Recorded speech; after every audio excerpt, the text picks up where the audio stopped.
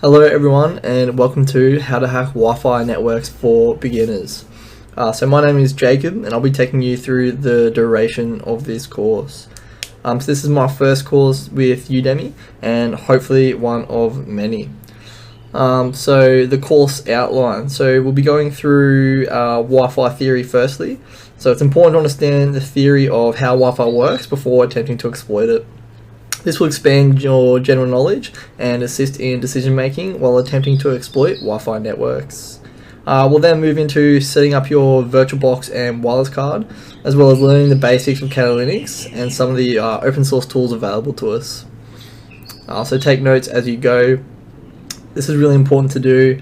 You want to be able to take notes to reference back to after you finish this course. Follow along with me. So I'll be showing you on my screen exactly how to download VirtualBox, download Kali Linux, set everything up. I'll be showing you all the commands to write, all the outputs, and basically you'll be following along with me. Building that muscle memory and getting repetition will be very valuable for your learning experience. If you have any questions, please do ask in the comments below. I'll aim to get back to them as soon as possible within a day or so. But if you can't figure something out and I haven't replied within a few hours and you really want to crack on, always try Googling it. Kali Linux especially has a massive community of people that have gone through lots of problems with fixes and resolutions to help you. And lastly, enjoy the course. It'll be a pretty easy course, pretty fun course, and hopefully you get a lot out of it. Now moving on to the course requirements. So firstly, a USB wireless card is a must. So to finish and do the course in its full capacity, you'll need a USB wireless card. So if you look to the right hand side there, that is the exact make and model of wireless card that I use, the Alpha AWS 036 ACH. That ran me back about 150 Australian dollars. But you can also look at the TP-Link cards, which you should be able to find for under $50. You can find these on eBay, Amazon, or most electronic stores should stock them. While looking at wireless cards, you need to ensure that they have the capability for packet injection. Next, laptop or PC capable of running a virtual machine. So this shouldn't be an issue for the majority of people. Even the most bare bones basic computers or laptops are able to run a virtual machine. The amount of processing power that it takes from your host machine is quite minimal, so you should be fine. Your own network to test against, this is quite important. So having your own, or testing against your own internet, testing against your own access point is very important. You can't test against a stranger's internet without their permission. You can't test against your neighbours or just random people's because it's highly illegal. So ensure that you only test against your own network. And the willingness to learn. So just dive head into the course, enjoy it, take everything for what it is, and I'll probably consider releasing a much more in-depth sort of Wi-Fi theory and deeper into open source tools, depending on how this video goes. But yeah, let's hook in. Cheers. Moving on to the so what. So why should we learn Wi-Fi theory? Why is Wi-Fi theory important before doing or jumping into a Wi-Fi exploitation course? So a broader understanding of concepts. So when you're typing certain commands, when you're going through, you're looking at certain data. If you're looking at the received strength levels, MAC addresses, all these key things that will help you in your Wi-Fi exploitation journey. You want to be able to understand the reason why you're doing certain things, basically. So understanding how the tools work. So yeah, kind of touched on that as well. So give you a more in-depth knowledge of what the tool or what the command is actually doing, how it's actually affecting the network or the access point that you're testing against. So fault finding. So if you have any issues or stuff's not running as smoothly as what it should be, you'll have a broader understanding of the layers or the processes involved and where a fault could be at each of those layers. So a baseline knowledge can lead into other technologies. So this is pretty true. I started off on Wi-Fi, delved into Bluetooth, and delved into a lot of other technologies. Having a really good fundamental baseline of one technology will pay dividends when you go through and start trying to learn other technologies. Not all technologies are the same, but majority of them have a pretty similar baseline, pretty similar terminology as well. So wrapping your head around Wi-Fi and getting all over Wi-Fi can definitely help you if your intentions or your goals are to move on and learn other technologies. And overall, you'll be a much more competent operator. So you'll be able to, I don't know, I guess brief, explain more clearly to other people, be able to teach other people, but basically you'll just be competent at what you're doing. So now to start us off on our theory package, we're going to go through the different Wi-Fi releases. So the Institute of Electrical and Electronics Engineers, or the IEEE, is the organisation responsible for generating technology standards. So just think of the IEEE as kind of the overarching company that creates the standards for or test and deals with testing, creating, pretty much deals with everything to do with Wi-Fi for this course at least. So Wi-Fi can be broken into two bands, so the 2.4 gig band and the 5 gigahertz bands. And if you look at the column on the right hand side, the far right hand side, you'll see where those Wi-Fi bands actually sit. If you're looking at Wi-Fi 6E and Wi-Fi 7, you'll notice that the 6 gigahertz band is there. That's something I actually haven't seen in the wild yet. So maybe for the next course or the next kind of package I run through Udemy, we'll be able to go all into the 6 gigahertz range. But for this course, we're just looking at 2.4 and 5. So the 2.4 gigahertz band consists of 14 overlapping channels, with 1 to 11 being used in the US. The 5 gigahertz band consists of 24 total non-overlapping channels. So I have a picture representation for both of these in the next slide. But just quickly, I just want to talk about that picture to the right hand side.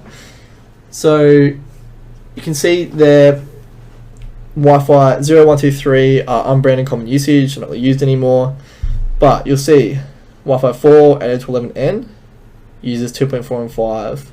Wi-Fi 5 8 to 11 AC is just 5. So 4 and 5 are the most common ones that pretty much majority of people right now, as of 2022, those are the two different Wi-Fi generations that you'll be using.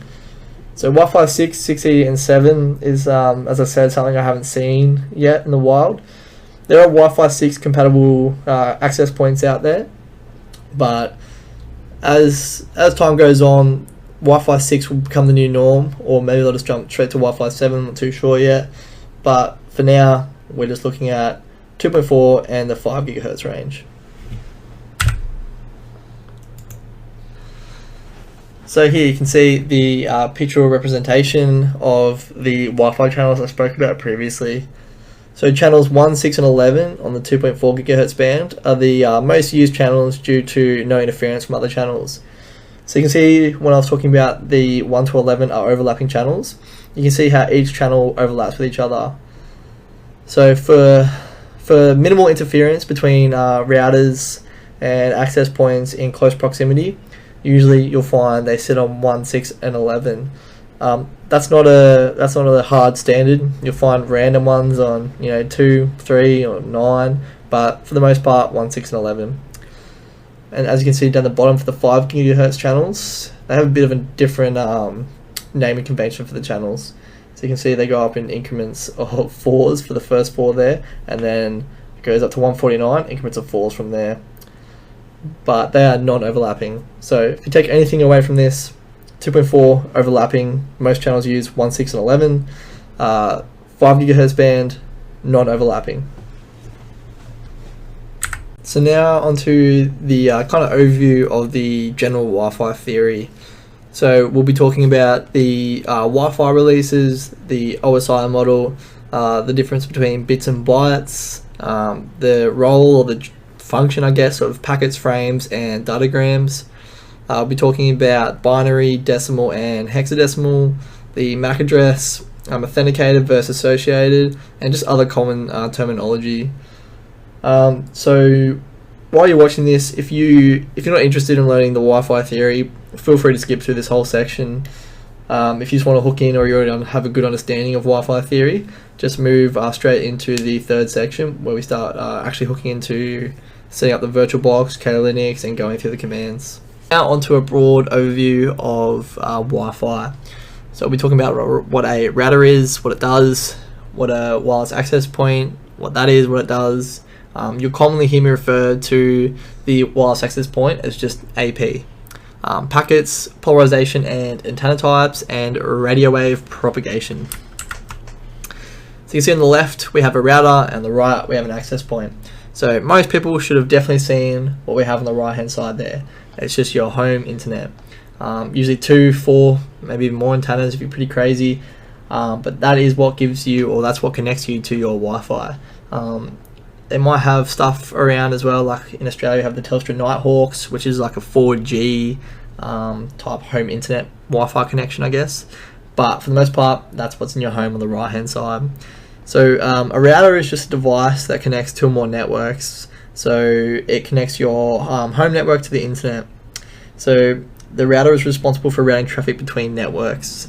So if you've been around a while, you would have seen a router connected to your access point, and the router is actually what routed into the plug into your wall, and that's what provided internet, and then your access point just provided the Wi-Fi, I guess, in simple terms.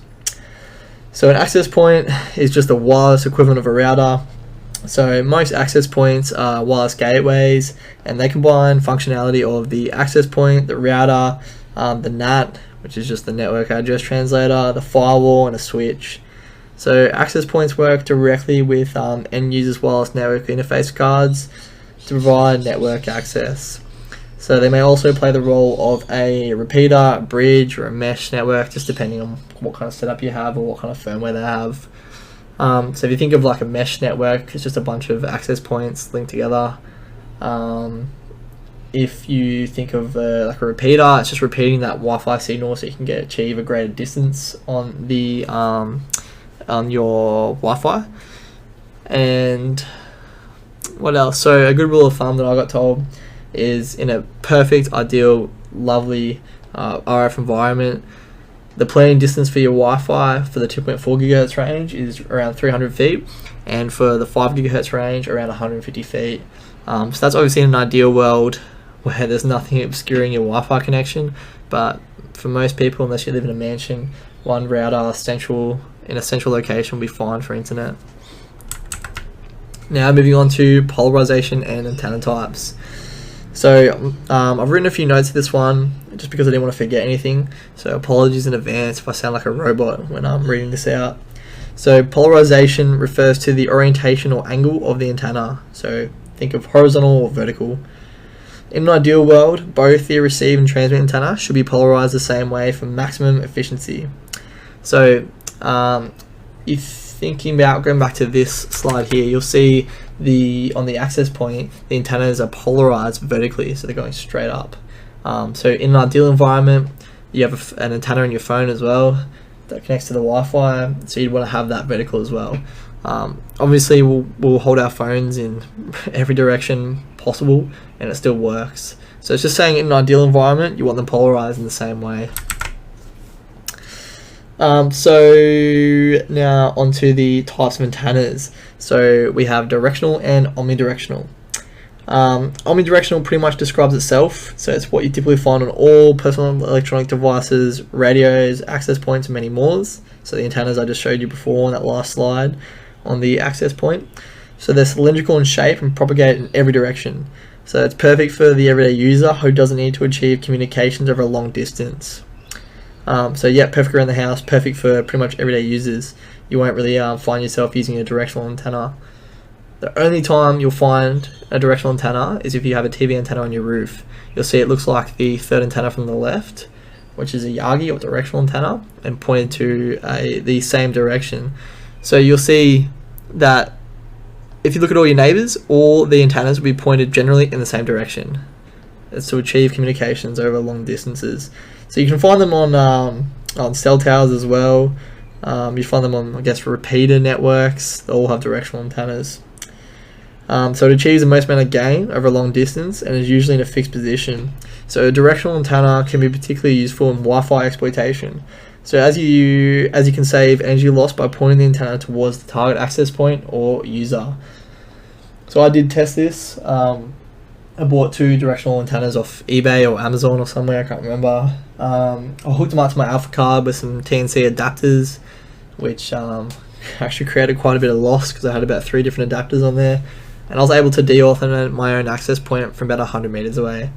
So it's just good for you guys to know that it's out there. Directional antennas exist, and if you want to get pretty deep into it, then yeah, explore different antenna types.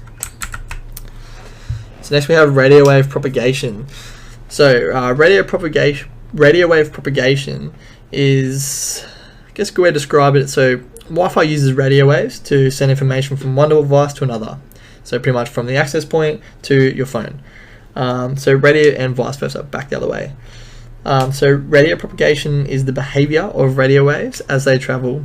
So you can think of radio waves like energy or electricity. It will take the path of least resistance. So this is especially handy to know as the polarization, the sighting, so when I say sighting, just where your antenna is, and the type of antenna used in DDoS attacks can be very important to achieve the required outcome. So for this, if your antenna or your access point is, the complete opposite end of your house, and you're trying to deauth a phone that's connected right next to your access point, and you're 20 meters away, for example. I don't know how big your house is, but yeah, 20 meters away, for example, you might have a few issues. So you can use a directional antenna to point it directly towards the access point. You can move closer, but just know that radio waves will take the path of least resistance. So closing a door is a good way to prevent Wi-Fi from leaking out. Situating your router in a remote location, somewhere that's away from yourself, that's tucked away, in a closet inside a room that's door shut, and then you'll see how far you'll get with connecting to the Wi-Fi. It'll wouldn't be anywhere near as great if you had the access point, central to your house. You probably get Wi-Fi everywhere. But a good example of this is that places like McDonald's and Starbucks, they've actually started covering their windows with like this clear RF coated paint, so it prevents their Wi-Fi signal from leaving their buildings. So what this does is it prevents people from driving up to Starbucks, Macca's car park, sitting there in the car park using the free Wi-Fi, so they're not making any money off you. So what they've done is they've prevented that Wi-Fi from leaking out. So now if you want that free Wi-Fi, you have to walk in there, and if you walk in there, you're probably going to buy something, so they can make some more money off you. So it's just good to know. The OSI model.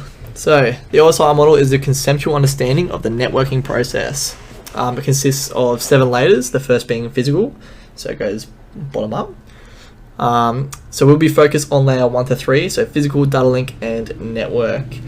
I'm not going to go too deep into the OSI model at all. It's just there for your understanding that this is how it all works, from end user down to the physical structure.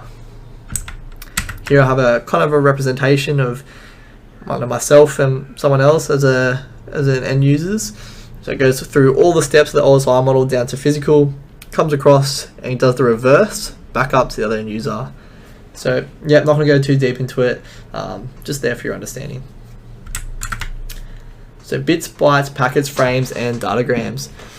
So a bit is the smallest unit in computer networking, so it's either a 1 or a 0. Bytes are composed of 8 bits and generally refer to a number, letter, or other ASCII character. Packets and frames are formatted units of data that are transmitted in a packet switch network. Datagrams are roughly the same, but usually describe those of an unreliable protocol, such as, that's supposed to say UDP. So just think about example UDP used in gaming where packet loss isn't a problem. Frames. So a frame is a self-contained independent entity of data carrying information to be transported from source to destination. So each Wi-Fi frame contains up to 4 addresses. So you have a source address, that's the MAC of the device that generated the frame. So for example, my phone. The transmitter address, the MAC of the device that transmitted the frame over the medium. If I was connected to my internet, that would be the MAC address of my Wi-Fi. the receiver address, so the MAC of the device that will receive the frame. So think of, access point. Destination address, again, MAC of the final device that will hand the frame to higher protocols. So phone, laptop, computer. Again, not going too deep into this, just there for your understanding. But I'll probably make a course that goes pretty in depth into all this stuff. Next we have binary, decimal, and hexadecimal. So binary is a base 2 numbering system, and it only uses ones and zeros. So you can see on the graph, the representation on the right hand side there, we have binary in the far left column. So binary is read right to left, and it starts off at 1, 2, 4, 8, 16, 32, 64, 128, and just keeps going up. So you can see that binary, so if you have a 1 in the far right hand column, that's just 1. If you have it in the second from the right, that's 2. If you have a 1 and a 1 in the first 2 columns, that's 3, and you can go down that for the rest of your binary. Again, you don't have to learn this if you don't want to, but binary is good to know anyway. So decimal is a base 10 numbering system, which is what we're all used to, so that's the far right column. So that's just 0 to infinite. And we have hexadecimal. So hexadecimal is a base 16 numbering system using the characters 0 to 9 and A to F. So that's what MAC addresses use, which I believe is the next slide. So the numerical label assigned to each piece of network interface controllers is a MAC address. It's composed of 12 characters or 48 bits in hexadecimal, making a total of 6 bytes. So the first 6 digits refer to the organizationally unique identifier, or the OUI. The second 6 digits are the serial number for that device. So the first 6 digits, I'll explain, is basically, so you could, if you didn't know what kind of device you were seeing in a Wi-Fi survey, you could Google the first 6 digits of the MAC address, and it would probably come up. It'll probably tell you exactly what it is. The second 6 digits are pretty much what identifies you. So that's your serial number, so that's you. That's what associates you with the network or whatever. You can see down the bottom we have a local versus global MAC address. So that's the second digit. So local is 26AE, global is 048C. Not kind of important. So if it's locally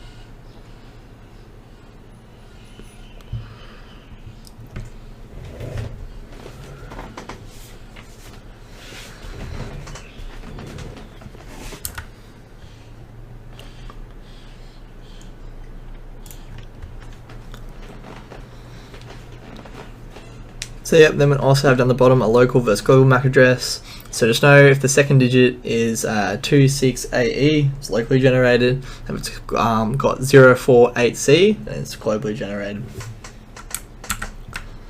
Authenticated versus associated. So a device can be in 3 possible states: unauthenticated and unassociated. So in this state, a device is usually sending probe requests. So as in your phone will be sending, or whatever will be, your laptop or computer will be sending probe requests to all the access points in the area. So authenticated but unassociated. So in this state, a device is authenticated with one or multiple access points but not associated, therefore unable to communicate on that network. So something you maybe connected to before, but you're not actually associated with that network. You're not connected to that network. So authenticated and associated. In this state, a device is a member of the network. So a device can only be associated with one access point at a time. So basically, you can only be connected to one access point at a time, which you'd find on your Wi-Fi. If you try to connect to 2 or more, you cannot do it. Now, basic terminology. So again, we have AP, which is the access point. the BSS, which is the basic service set, the BSID, which is the basic service set identifier, the extended service set, the extended service set ID, gigahertz, the IEEE, MAC address, client. So when I say client, that's the device hanging off the access point. So DAuth is just the denial of service, and another name, if I ever say added to 11, I'm just referring to Wi-Fi. So you can go through on the cheat sheet that I gave you to download, and you'll see like an extended version of basically what each of those are. And now for some Wi-Fi encryption. So we have the temporal key integrity protocol, advanced encryption standard, the pre-shared key, the wide equivalent privacy, Wi-Fi protected access, and Wi-Fi protected access 2. So we'll start with TKIP. So TKIP uses dynamic keys, key sequencing, key mixing, and other countermeasures to improve security. So it was originally introduced in WPA to replace WEP as a more secure alternative, however has now been seen as obsolete compared to AES. So AES is a very strong encryption used in WPA and WPA2. It's been adopted by militaries around the world, including the United States. So this encryption is quite powerful and only weak in a brute force attacks if a strong phrase or password isn't used. So next we have the pre-shared key. So the PSK is just a password that is known both by the access point and the client. Then we have WEP. So WEP was originally introduced in 1997, and it was the first attempt at wireless protection. So the aim for WEP was to add security to wireless networks by encrypting data. One of WEP's main goals was to prevent man-in-the-middle attacks, which it did for a time. However, despite revisions to the protocol and increased size, various security flaws were discovered in the WEP standard. So as computing power increased, it became easier to exploit for criminals. Because of its vulnerabilities, the Wi-Fi Alliance officially retired WEP in 2004. Then we have WPA. So WPA was just an interim encryption standard implemented between WEP and WPA2. So it supports PSK and TKIP and can optionally use AES. So next we have WPA2, which is something you'll definitely see. So it's probably the most common right now until WPA3 comes out, but you'll definitely see WPA2. So WPA2 is the certified security for the 802.11 standard. It uses AES encryption and is the recommended security setting for all access points. So how do we exploit Wi-Fi? So there are many ways to exploit it. The ones we'll be covering off in this course are the brute force dictionary attacks, capturing handshakes, denial of service, and creating a fake access point, which is also known as an evil twin attack. So a brute force dictionary attack, as you can probably guess, is trying to access a network by using a word list or a dictionary with thousands of common passwords. So it's just repeatedly going through a massive password list, trying to crack that password. So capturing handshakes, so you can capture handshakes to replay that handshake back to the access point. Denial of service, so this allows us to force clients off their access point and capture handshakes, or force them onto our fake access point, which is the evil twin attack. So we'll be going through all of these different attacks and more throughout the course, so we'll go in depth as we push through them. And that brings us to the end of section 2. So hopefully you learned something, hopefully got something out of that theory package. It was fairly basic, and that was intentional. Didn't want to go too in depth because the course in itself is quite a basic course. If you want to study any further, feel free to continue studying on any of the topics we went through, but hopefully you got something out of it, and I'll see you in the next section. Welcome to the third section.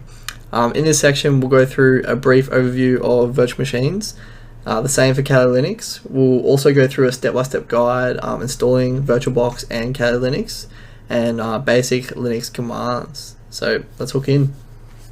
So what is a virtual machine? So a virtual machine is a virtual environment that functions as a virtual computer system with its own CPU, memory, network interface and storage, but it's created on your physical hardware system. So virtual machines allow multiple different operating systems to run simultaneously on a single computer. Each operating system runs in the same way an operating system application normally would on the host hardware.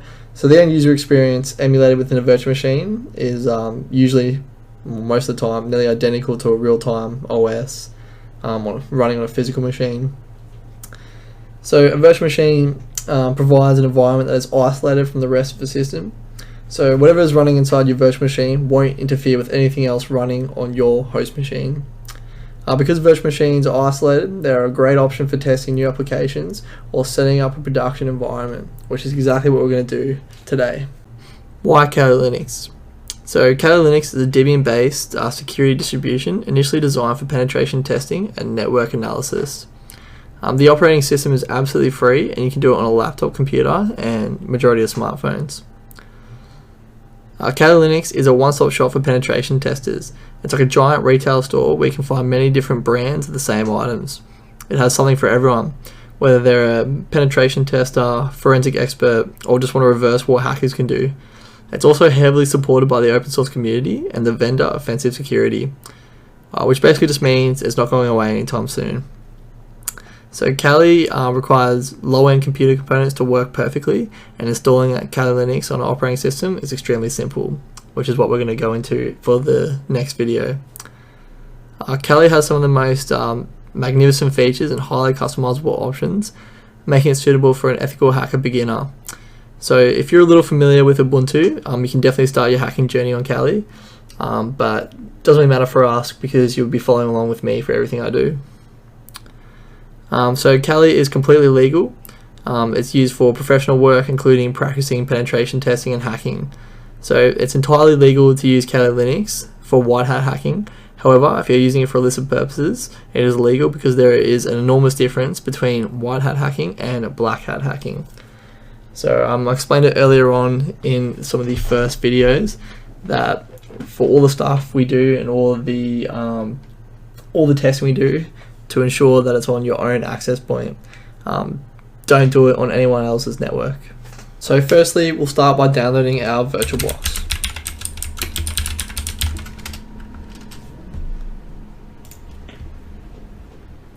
Click on the first link you see. And now depending what operating system you're using, I'm using Windows, I'll click on Windows host. As you can see, it's starting to download there. Next, we'll download our Kali Linux.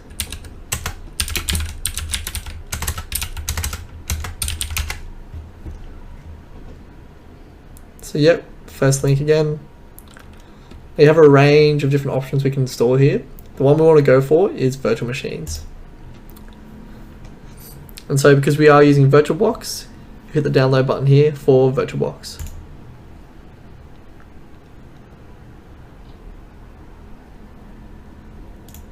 Move on to setting up our VirtualBox and Kali Linux.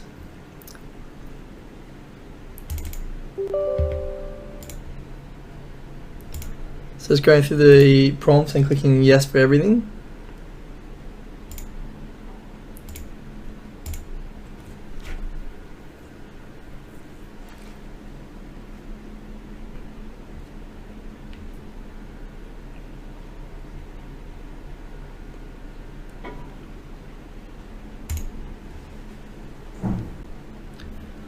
So once we have finished installing our VirtualBox, we'll go to Add and find where you installed your virtual machine, and here we are. So now we'll click Start.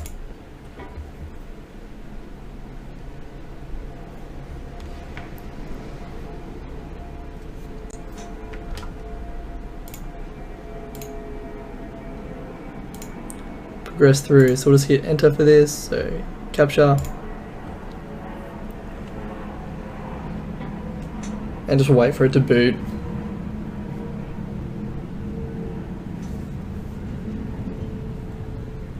So the default username and password is Kali and Kali, and we are now in our virtual machine. So we'll go through some very basic commands to help you get comfortable using Kali Linux.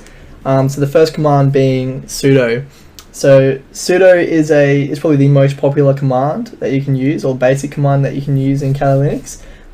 It just enables you to perform tasks that require administrative or root permissions. So to get sudo privileges, you simply type sudo su. Now usually it'll ask for the password, and the password is just Kali, but now we have our root privileges.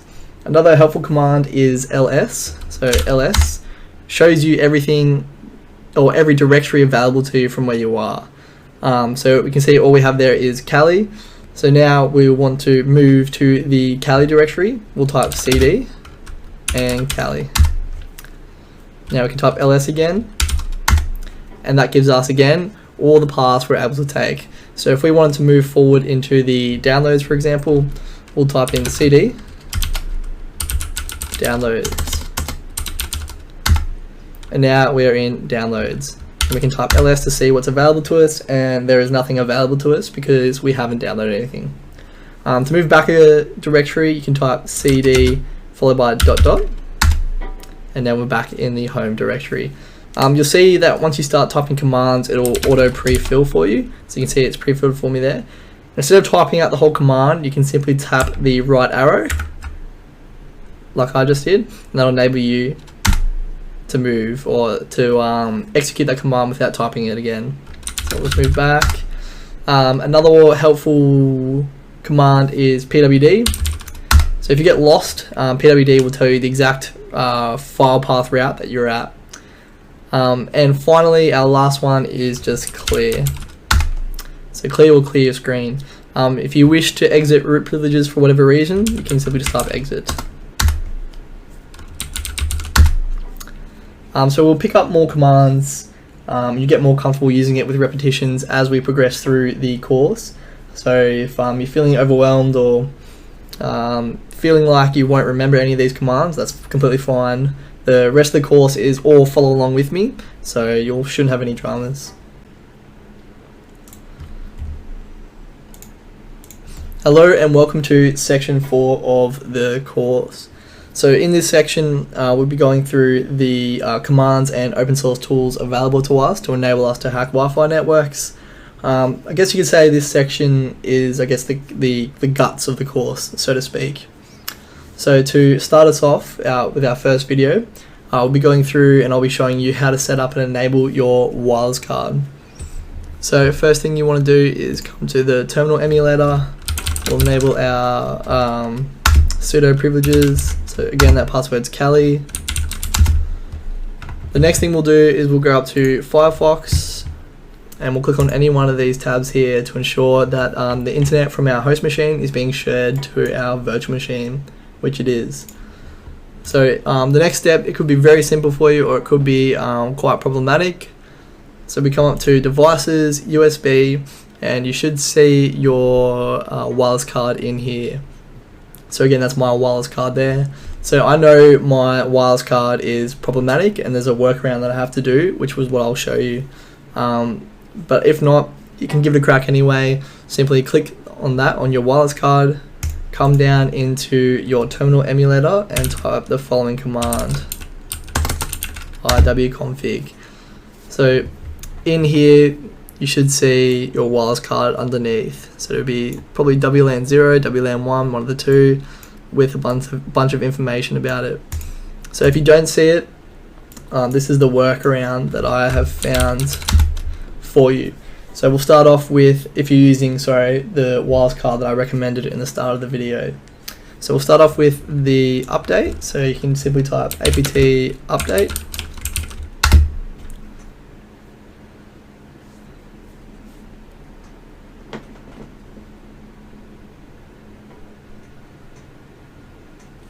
So this one should be fairly quickly. We are just updating our Kali Linux, all our packages.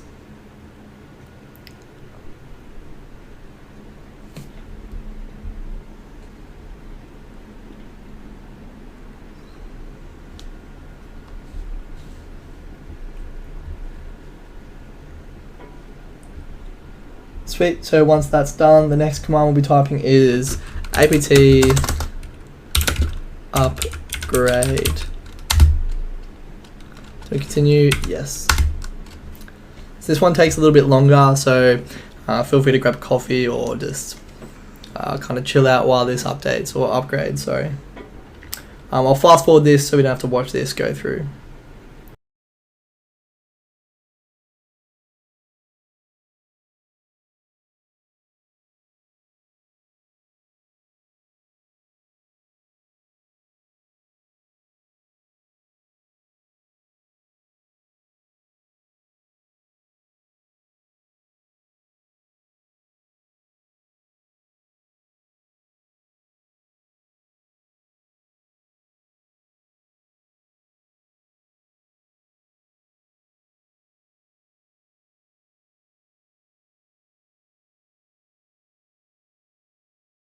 So now that's all done, the next command, or we can clear the screen. The next command we'll type is sudo apt, we don't have to type sudo anymore, apt dist dash upgrade dash y.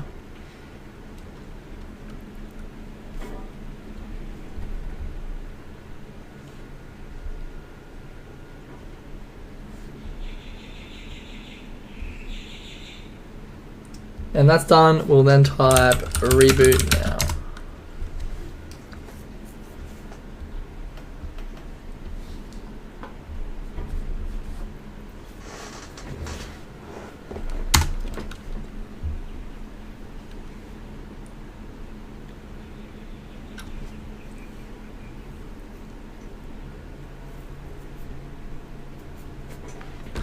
And again, Kelly and Kelly.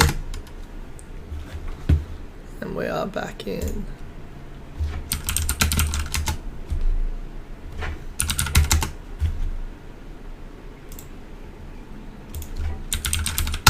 Clear. So the next thing we'll type is LSUSB. Again, so again, you would usually see your virtual card up in here. We can't see that, or I can't see that now because I have not brought it across yet. As you see, it's not ticked. So the next command we'll be typing is, let me just find it. Okay, so apt install Realtek. So this is for my specific USB card.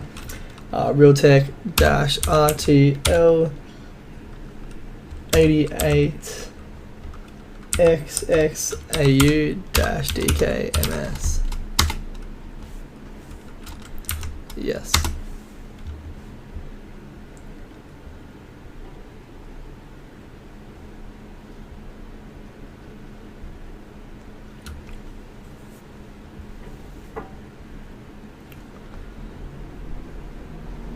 So you might find that it will hang around anywhere between 80 to 99%. Don't reboot or do anything, just let it do its thing and it will keep progressing. For now, I'll fast forward the video until the next stage.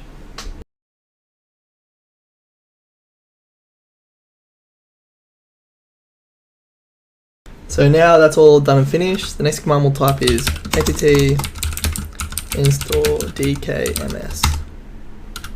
And done. So in theory, this should have worked. And if you type iwconfig again, you should be able to see your wireless card there.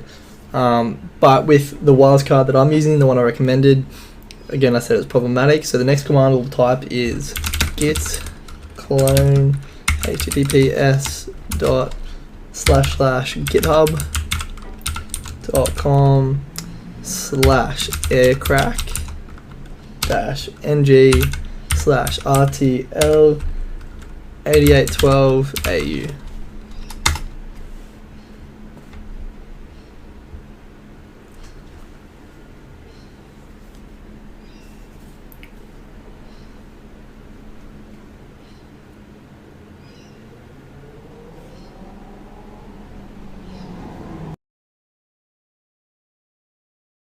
So now that's done, the next thing we'll do is we can see the package we just downloaded. So then we'll move into that directory. So we'll type cd rtl 8812au, and we can see we have a bunch of software there. So the next command we'll type is make.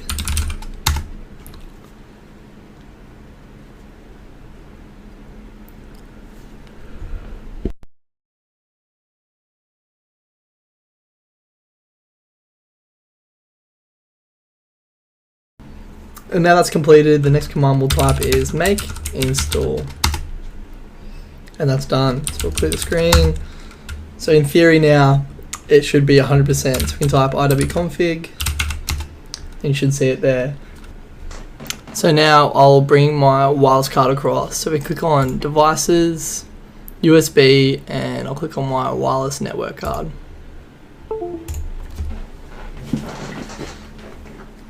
Okay, from here we should be able to see it without IW config.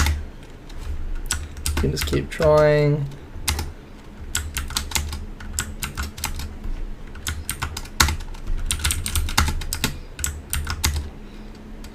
Again, if you want to see commands that you've previously typed, you can just hit the up arrow. You can go through to see all the previous commands that you've typed. Okay, so it's sort of hanging there for a bit, which is usually a good sign, and we can see my USB or wireless card. We can do a quick test to prove that it's working. We'll just type Wi-Fi in. So Wi-Fi is one of the open source tools we'll be going through later in this section, but we can use it as a test.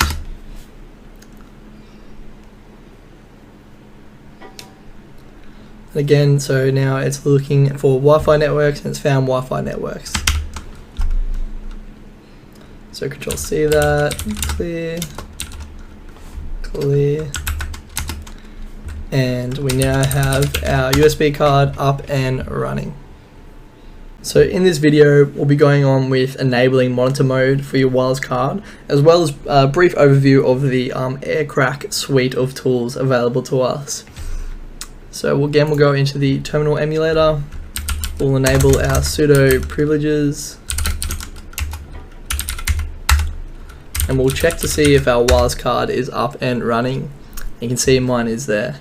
If you're still having issues with your wireless card, again, I recommend for an easy, quick solution, just going straight to Google. Googling what type of wireless card you have and then problems with Kali Linux, and you should find an extensive range of tutorials and videos and threads of people with the same problem that have had fixes. So we'll clear that. So to enable your wireless card in monitor mode, you want to type the following command: airmon-ng start WLAN 0. And then monitor mode is enabled. If it comes up with a little error message saying that it found 2 processes that could cause troubles, you can kill those processes off by typing airmon-ng check kill, and then you'll be fine. So quickly now I'll talk about the Aircrack suite. We'll be going through more in depth through the different videos, but just a brief overview. So we have airmon-ng, so that's the one we just used to place our card in monitor mode. Then we have Aircrack-ng, which is a wireless key cracking program. We have Aerodump-ng, which is a packet sniffer. We have Aeroplay-ng, which is a packet injector. And then we have Airbase-ng, which is what we use to configure fake access points. Again, we'll be going through all those different tools in later videos. So in this video, I'll be going through and showing you how to find hidden wireless networks, as well as the hidden wireless network's actual name, or its ECID. So to start us off, we want to ensure that we have our root or sudo privileges enabled, as well as our wireless card in monitor mode. So the first command we're going to type is aerodump -ng WLAN 0. So this will give you a list of all networks or access points that the wireless card is able to see in the area. So when looking for a hidden network, you want to look onto the far right hand side under ECID, and we'll have this. So we'll cancel that. To cancel or quit, you just simply hit Control C. Length .0. So length .0 indicates that it's a hidden wireless network, and this is my hidden wireless network that I've set up.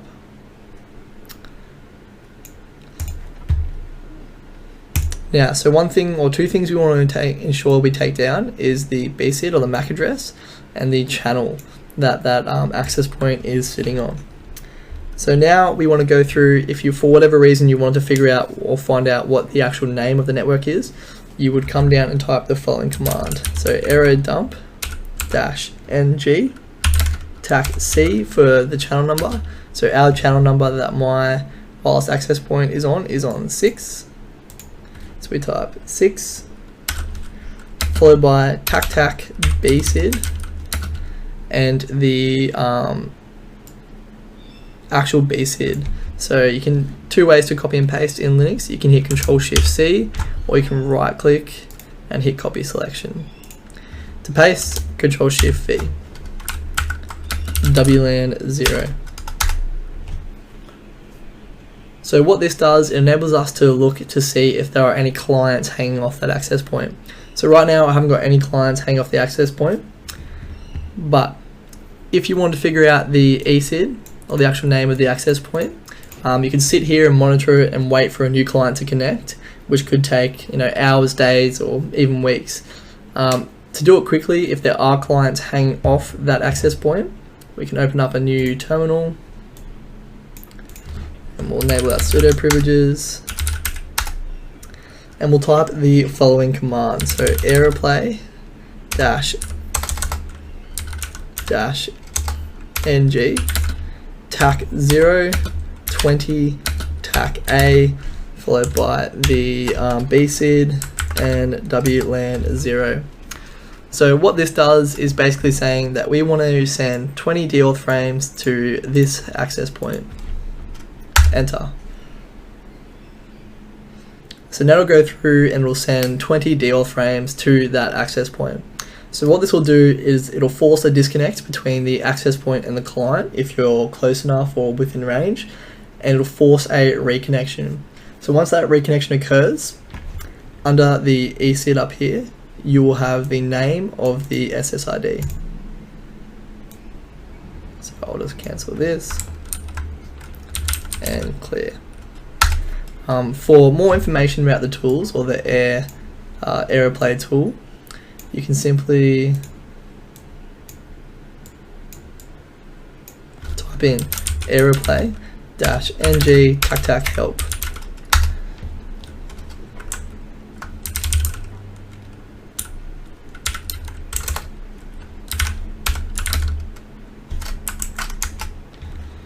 So this will give you the full list of options and different filters to basically send an attack or send a deauth attack.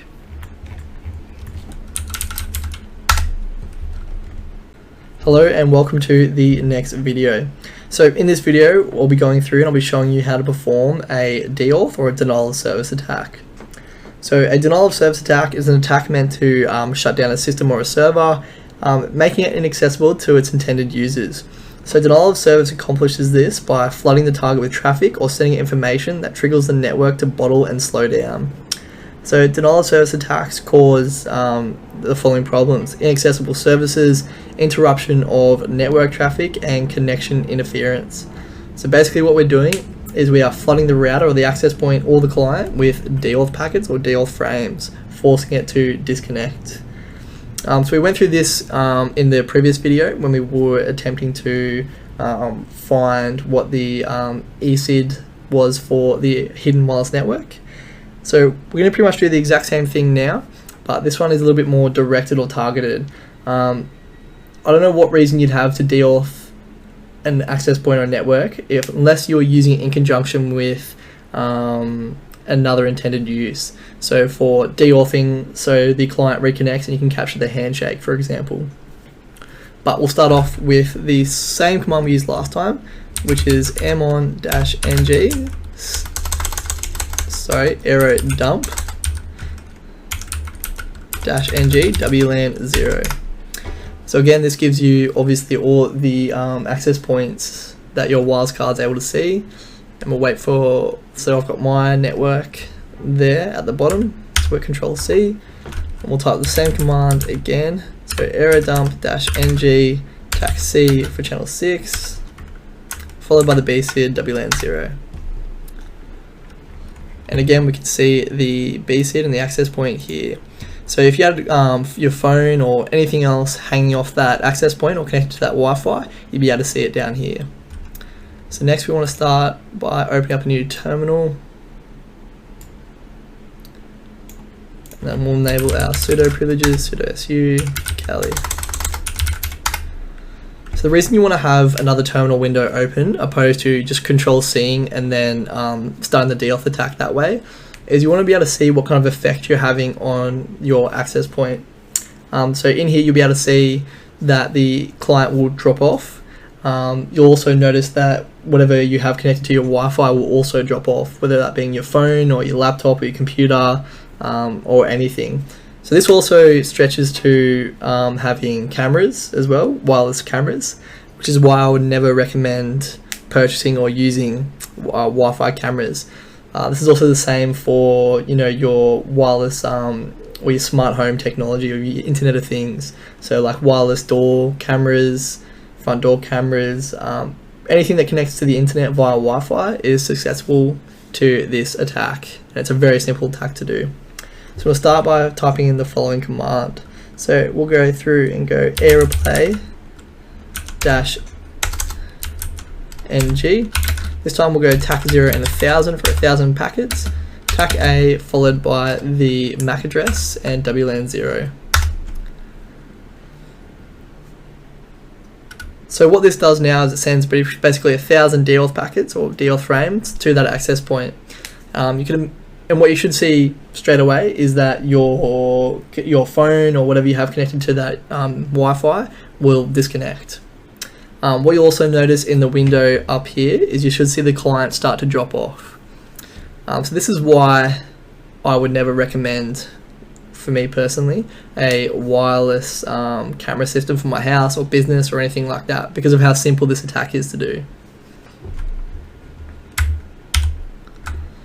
So like I said earlier on in the video, we'll be going through and doing much more, I guess, kind of advanced stuff with this DAuth attack, like capturing handshakes. But for now, we're keeping it simple, and that is how to do a DAuth attack. Hello and welcome to our next video.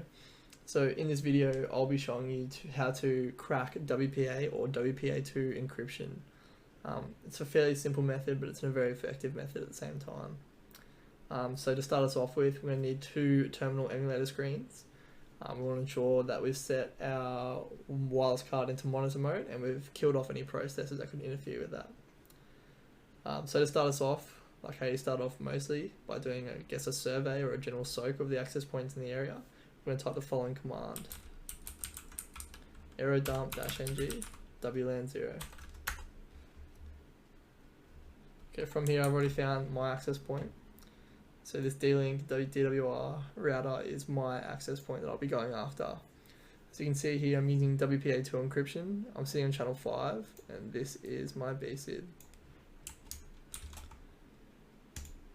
So the next command we want to type after we have all our information that we need is aerodump-ng TAC C for channel number, which is sitting on channel 5, TAC W space WPA.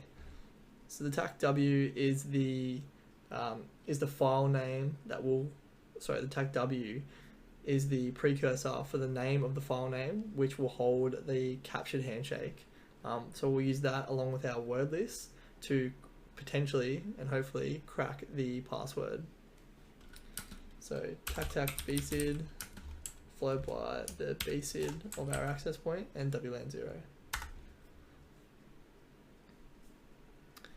So you can see here, this is our access point and this is my phone or the client hanging off that access point.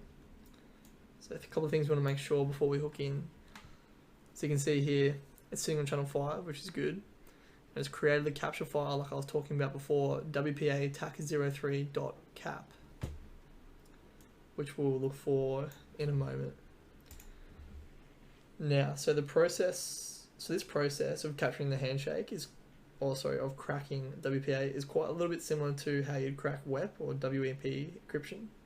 However, with WEP, you're looking for a lot of data, but all we're looking for with WPA or WPA2 is that 4-way handshake. So basically to achieve that, we need a device to connect or reconnect to the network.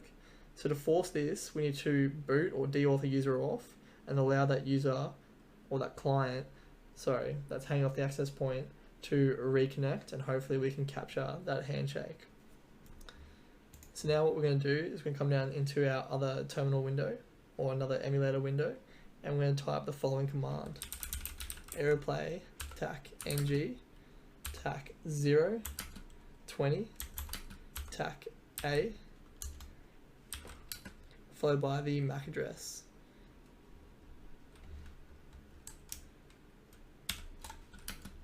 WLAN 0.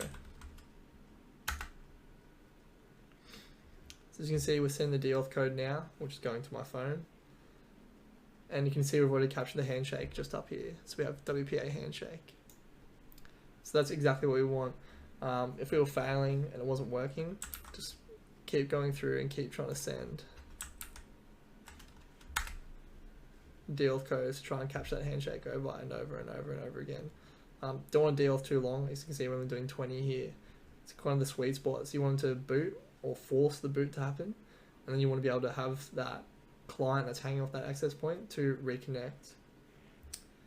So perfect. So it says now WPA handshake with the name of the access point just there.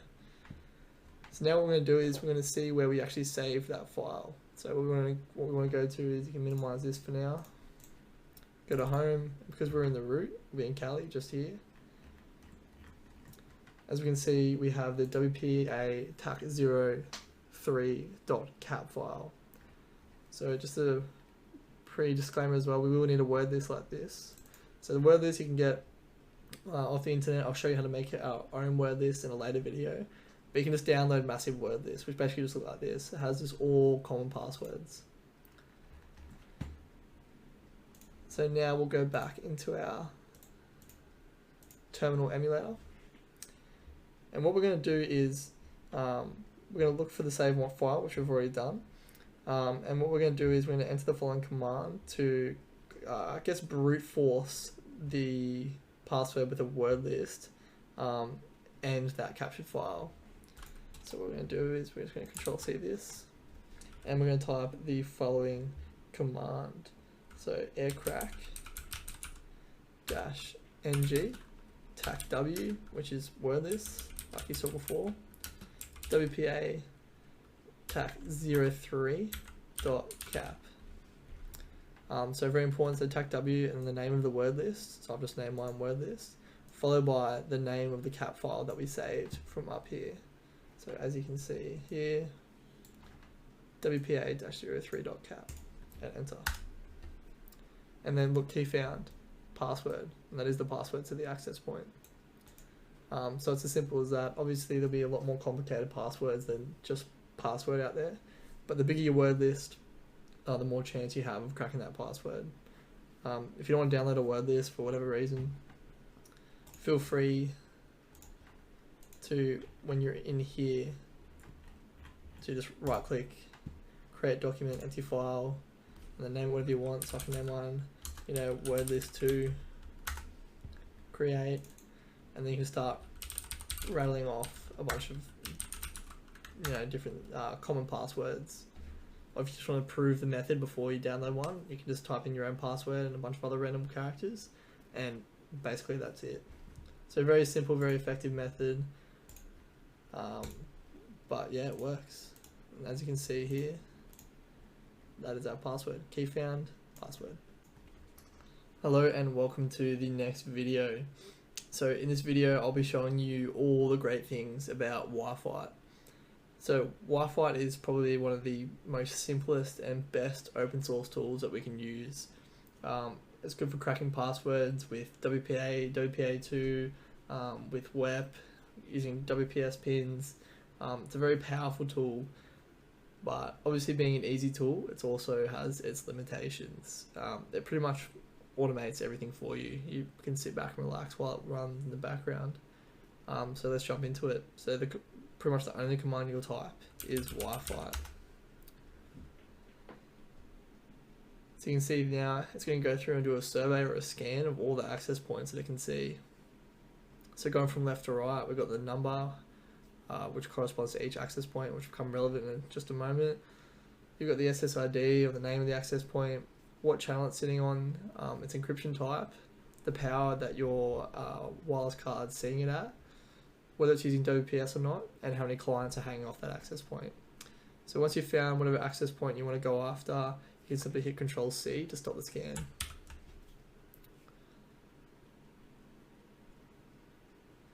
So now because that scan stopped, you can see it says select target or targets, separated by commas, dashes, or all, if you want to go after all of them, which I don't know why you'd want to do that, and you shouldn't anyway. So you can see here, my access point here, D-Link DWR 2.4G, is number 2. So what we're going to do is hit number 2. So you can see here now it's going to start its own attacks. So it's got my client there hanging off it. It's now going to attempt to de-auth me, and pretty much what we did in the previous video, but this is all automated for you. So obviously it has its advantages. That's very fast, very time efficient, but it also has its setbacks. So yeah, boom, done. So it also has its setbacks. So in a modern router or a modern access point, which I'll show you in a second, my other access point, which should be in there somewhere. Yep, test. It can be quite hard to crack it, but you can see here it had no problems. It would have saved you, 5 minutes compared to the last video. And the PSK or the password is password. So that's how simple it is. Very powerful, very easy. Just a very simple open source tool, and all I had to type was Wi-Fi and then the number 2. So we'll try on that again. But this time we'll go after my test access point, which is a much newer modern access point.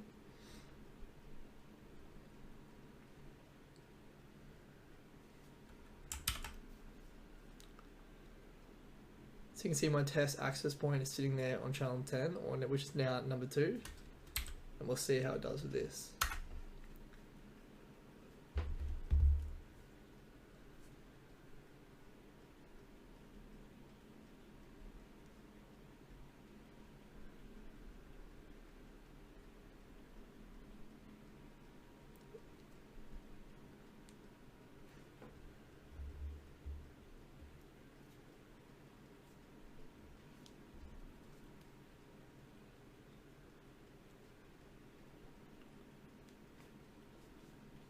So you can see there it's found my client.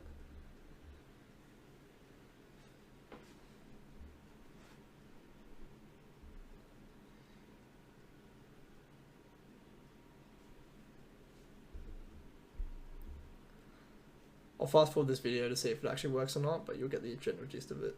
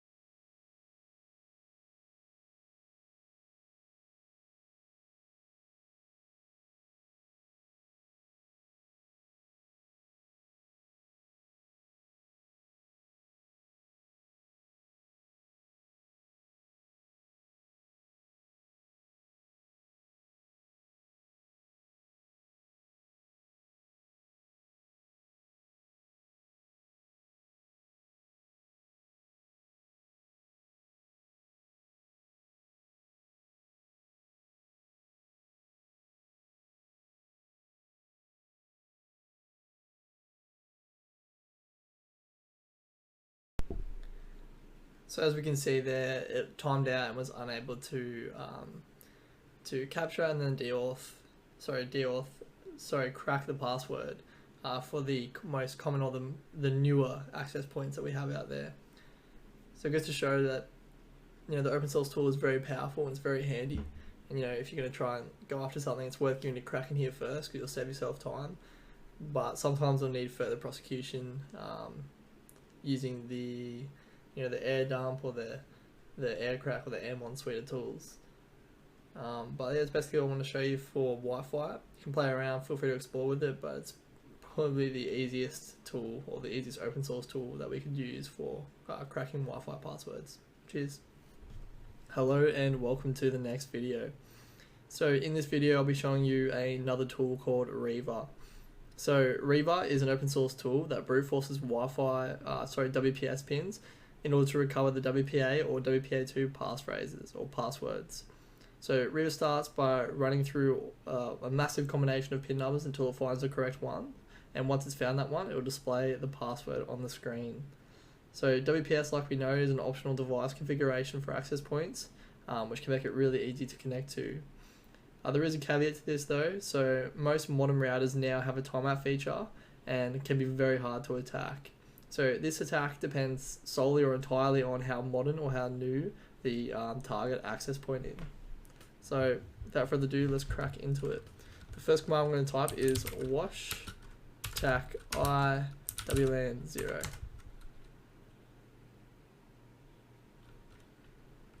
Yeah, double tac. So sorry, one tac I WLAN 0.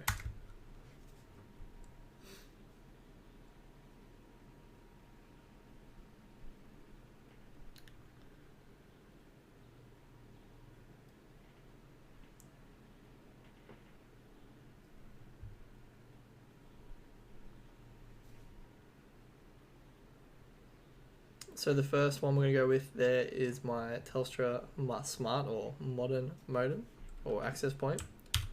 So we'll cancel the scan.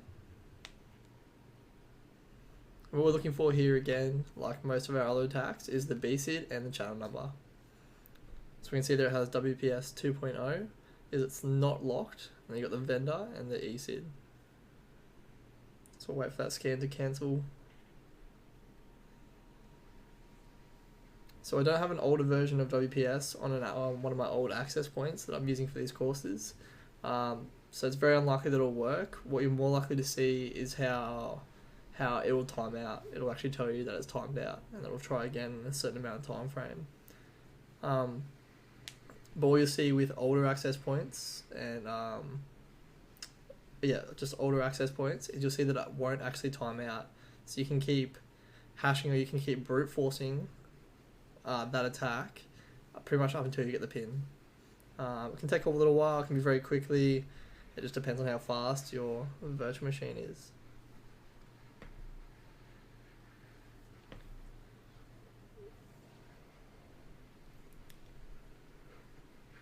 While we're here as well, you can see all the optional arguments and required arguments, or the prefaces that we have while using Reaver.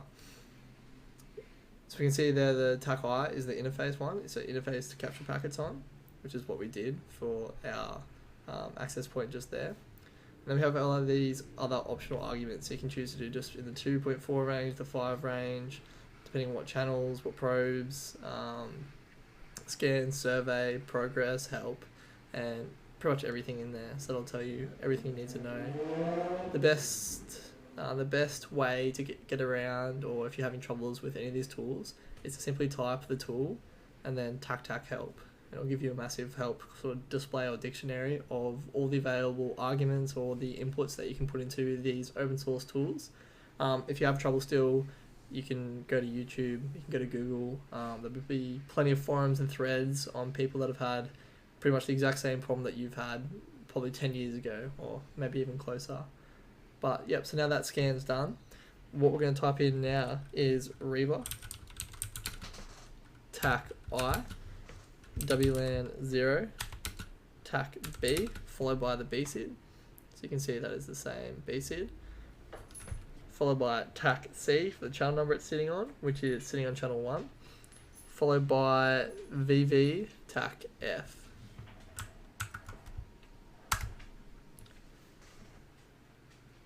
So you can see now it's waiting from a beacon frame from that access point.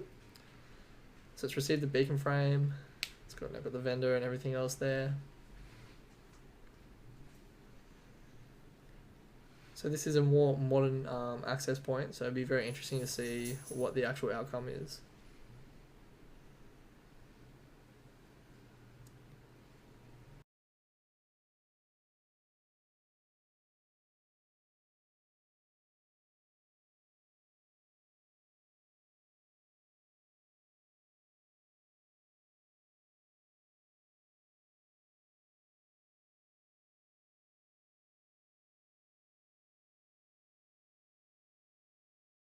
So as we can see, it's continued to go through and timeout, go through, timeout, go through, timeout. So you could just leave it there and hope that maybe it gets the right pin, but most modern access points do have that timeout feature now built into it for added security. So I basically just want to show you that tool to let you know that it existed and it was there. It's unfortunate I don't have an older access point that has the older version of WPS. But if you do have access to one, go for gold. It should work, and basically what you'll be displayed with is the password for that access point. But that's all for this video, and I'll see you in the next one. Good day everyone, and welcome to the next video. So in this video today, I'll be showing you how to use or how to perform an evil twin attack. So basically an evil twin attack, or the goal of an evil twin attack, is to set up a network that looks exactly the same as the one that you are attacking. So, sorry, let me just get this in here. So to start us off, like always, we will start our wireless card and put it into monitor mode. We will kill off anything that will interfere with that. Click screen, and to start us off, we'll be using Aircrack-ng WLAN 0. And boom. So, in simple terms, what an evil twin attack is basically you are mimicking the access point that the target client is hanging off of. So how we achieve that is we deauth that target off the real access point. We set up a fake access point, same name, same everything, same BSID as the target access point. We force that client to reconnect to our access point. And the client is none the wiser. We can provide internet through our fake access point, so the client or whatever's hanging off that access point won't even realize that they've actually switched to a different access point. And what we can do from there is we can further prosecute and do some packet sniffer or packet capture, packet capturing through Wireshark, which we won't be doing today or throughout this course. I'll probably make a pretty in-depth Wireshark course in the near future, but for now I'm just keeping it simple and basic to show you some of these tools that are available to you. So now we've scanned the wireless access points. So the access point we wish to clone is my D-Link DWR 2.4G, which is just under halfway down that list. So what we now need to do is we need to enter a command to be able to turn the wireless card into an access point.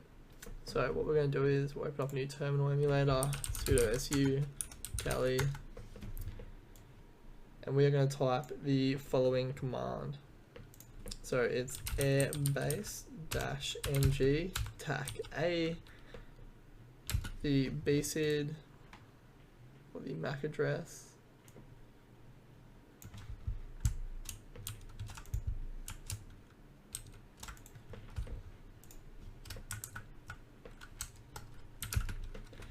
followed by the the name of the network. So for us it is d-link underscore DWR TAC 118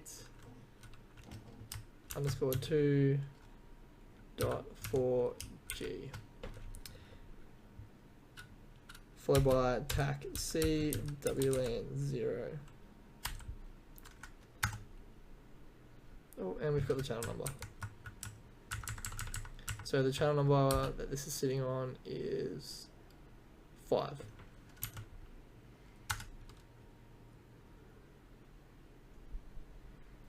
So it says the access point with BSID, which is the one of our target, has started.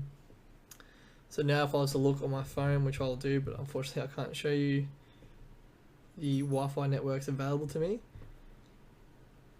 Let's see. So I can now see 2 D-Link DWRs underscore, sorry, TAC 118 underscore 2.4 Gs available to me.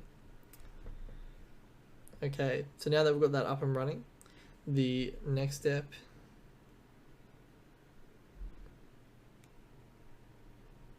is forcing the client to disconnect from the real access point and connect to the fake access point. So again, we'll go back to this terminal window. Now what we're going to do to force them to reconnect is we're going to do an AirPlay attack, which we've done previously. So AirPlay-ng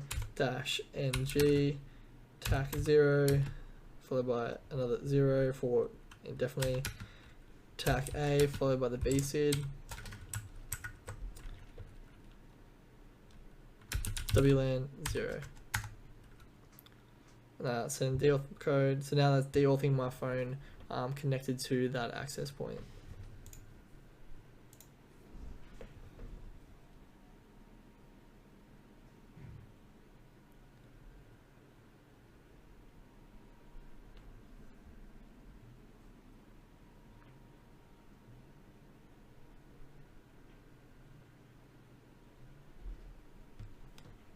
So you can see it's connected to me just there.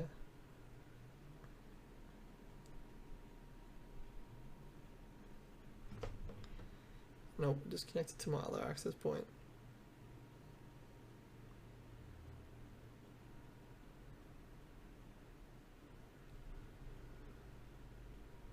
But basically you can see that it worked. So my access for my phone just connected to my, I've got multiple access points set up here, so it connected to my other one. But you can see that it deauthed it and now forced me through here to connect to, well, that's the MAC of my phone, onto the fake wireless access point that I made. And that's, we'll stop this. And that's pretty much all I wanted to show you for this. You can also run or provide internet through to the client hanging off the access point, so they wouldn't think that there's anything wrong. But for now, I just wanted to show you that. That's pretty much the end for most of the guts, I guess, of this section. In the next video, I'll show you some just kind of random open source tools that I thought didn't deserve their own video. Basically some stuff. I'll show you how to just spoof a whole bunch of random access points to just flood the network with different access points. Hello everyone, and welcome to our final video in the guts of the course. So I just want to show you a couple of open source tools that are quite helpful. So the first one being Crunch. So Crunch is basically, just typing in here, Crunch is basically a word list tool that you can set to find ranges or define arguments that it will adhere to. So like it says right there, you can create a word list based on criteria you specify. The output from Crunch can be sent to the screen, file, or to another program. So let's crack into it. So you can simply type Crunch, and we're going to have one that I've already typed here. So minimum amount of characters in this password list or list is 8, maximum amount is 8, TAC T. So we're going to set some predefined arguments. So we're going to say that it has to start with AB. We don't know what the middle 4 are, but it's going to end in 6A. TAC O, so this is just for the output file. And we'll see Crunch password list, we'll just go with 2, so you can see it. And that's just where it's going to save our Crunch password list.to text, enter. So Crunch will now generate the following amount of data and with 3 megabytes and generate the following amount of lines, so 456,976 lines, and it has finished. So what we can do now is we'll just have a look at it. So this is the password list we just generated, and as you can see, they all start with AB and all end in 68, and it's almost every possible combination of that. So pretty insane. And when you do brute force attacks, this is perfect. It's exactly what you want to use if you somehow have the predefined ranges of that password. very simple, very easy, very handy tool. Next one I'm going to be showing you is it's not useless, but I guess it's cool. So it's called the MDK3 beacon flood attack. So basically what it does, it'll flood a local area with fake access points. And it's just random names, and you'll see once you do. I can't show you obviously because my wireless card is my connection to the internet, but if you do it yourself for long at home, you'll be able to see it. So all you're going to type into to start off with is MDK3 WLAN 0 space, not TAC B, space B, the channel number, and 6. So the B stands for beacon flood, and the channel number obviously is what channel we want that to emit on. Hit enter. So you can't see it right now, but I'm just going to check on my phone to make sure it's working. And if we go to Wi-Fi, yep, I can just see a whole bunch of just, I don't even know what you call it. It's just a bunch of characters, but basically it's just fake access points. You can run this command in multiple terminal windows, and you'll basically just flood that local area with fake access points. So I'll stop this so my neighbors don't hate me. So very simple tool to use. Yeah, give it a crack, and you'll be able to see the amount of fake access points that it creates for you. And that brings us to an end of our, I guess, content for this course. So I hope you've enjoyed it. Just remembering that it is pretty much a beginner's course, so it was pretty basic. I didn't touch on things such as web encryption because of how outdated it is, but you didn't miss out on much. I'm definitely going to make more Udemy courses in the future as time goes on. Not too sure what to go down next. I'll definitely make a Wireshark one in the future, but for now this is where I'll leave it at. So thank you very much for following along with me, and I hope you enjoyed this portion of the course.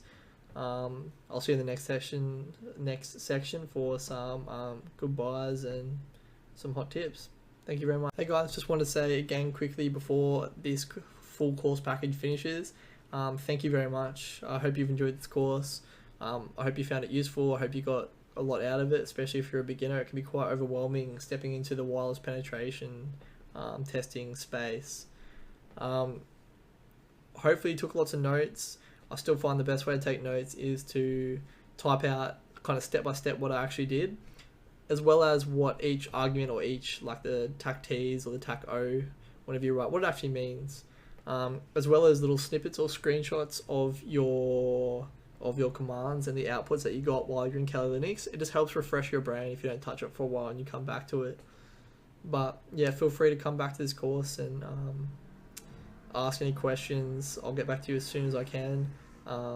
But yeah, generally I just hope you enjoyed the course. If you have any feedback for me, please leave them in the comments below, or the feedback for me, and in any future courses I'll try to address that. I'm sorry if the accent was hard to listen to for whatever reason, but that's just something I can't change, I guess. But yeah, continue learning. Wireless penetration testing is probably one of the best penetration testings you can do. You can have the most fun with. Definitely one of the easiest too in some aspects. I'll definitely look at making some more courses. I kind of want to step into the Raspberry Pi space and step into maybe a bit of Bluetooth or the NFC space as well. But yeah, thank you very much. Don't let this be the end of your journey in wireless penetration testing. If you have a passion for it, or if you've this has been overwhelming at all for you, it just comes with time. No one ever picks it up and is a gun straight away, especially if you do this in conjunction with full-time working or looking after kids or whatever else you do in your spare time. Continue learning. There's a lot of great courses on Udemy that you can look at that are more advanced than this, and I definitely recommend it. But yep, thank you very much, and I hope you enjoyed the course.